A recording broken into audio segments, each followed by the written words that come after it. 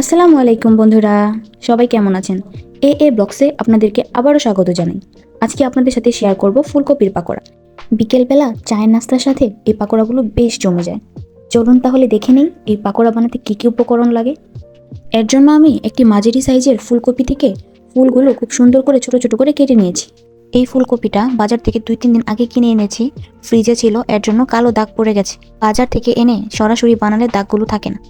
এবার আমি একটি প্যানে গরম পানি বসিয়ে দিয়েছি এবং এর মধ্যে ফুলকপিগুলো সিদ্ধ করতে দিয়ে দিয়েছি। সিদ্ধ করতেও সময় লাগে না, 5 মিনিটের মতো সিদ্ধ করে নিলেই হয়ে যায়। এবার একটি বলে 1 কাপ ময়দা, 1 কাপ চালের গুঁড়া, পরিমাণ মতো লবণ, হালকা মরিচ গুঁড়া, হালকা হলুদের গুঁড়া, হালকা জিরা গুঁড়া, হালকা ধনিয়া গুঁড়া, হাফ চা চামচের মতো আদা বাটা, হাফ চা চামচের মতো রসুন বাটা দিয়ে উপকরণগুলো সুন্দর করে মাখিয়ে নিব। এবার নর্মাল টেম্পারেচারে থাকা একটা ডিম এর মধ্যে দিয়ে দিব। পকোড়াগুলোকে ফুলকো ফুলকো করার জন্য এখানে ডিম ব্যবহার করতে হবে। এবার খুব সামান্য পরিমাণে অল্প অল্প করে পানি দিয়ে আমি মিশ্রণটা তৈরি করে নিব। একবারে একসাথে সব পানি দেওয়া যাবে না, অল্প অল্প করে পানি এখানে ব্যবহার করতে হবে। যখন এরকম ঘন একটি মিশ্রণ তৈরি হয়ে আসবে তখন বুঝবো আমাদের মিশ্রণ তৈরি করাটা রেডি হয়ে গেছে। এবার এর মধ্যে সিদ্ধ করে রাখা ফুলকপিগুলো দিয়ে সুন্দর করে ব্যাটারটার সাথে মাখিয়ে নিব। হাতের সাহায্যে আলতো করে মাখিয়ে নিতে হবে, তা না হলে ফুলগুলো ভেঙে যাবে।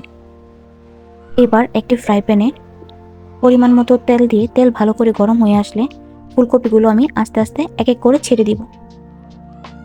এই পকোড়াগুলোকে ডুবো তেলে ভাজতে হয়, তাই তেলের পরিমাণটা যত বেশি রাখবেন ততই ভালো।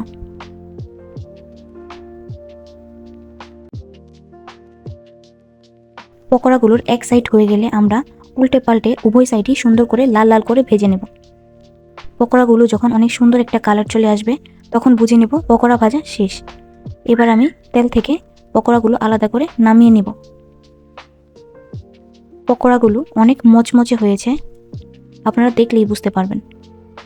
এই মচমচে পকোড়াগুলো গরম গরম না খেলে এর স্বাদ আপনারা বুঝতেই পারবেন না।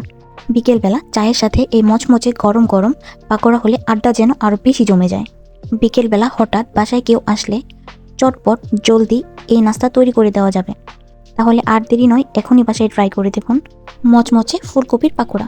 আমার ভিডিওগুলো ভালো লাগলে আমার চ্যানেলটিতে লাইক, কমেন্ট, শেয়ার ও সাবস্ক্রাইব করতে ভুলবেন না।